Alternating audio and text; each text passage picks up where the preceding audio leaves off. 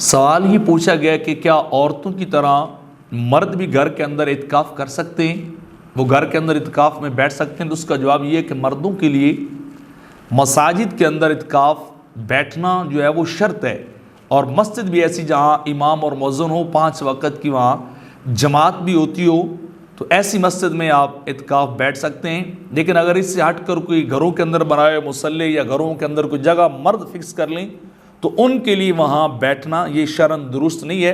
अगर कोई शख्स वहाँ इत्काफ करेगा तो उसका इत्काफ सिरे से दुरुस्त ही नहीं होगा। अलबत्ता औरतें जो हैं वो ऐसी जगहों में बैठ सकती हैं। मर्दों के लिए मस्जिद का होना ज़रूरी है, क्योंकि अल्लाह रब्बुल इज़्ज़त इरशाद फरमाता है वला तुबाशिरुहुन्ना व अंतुम आकिफून फिल मसाजिद।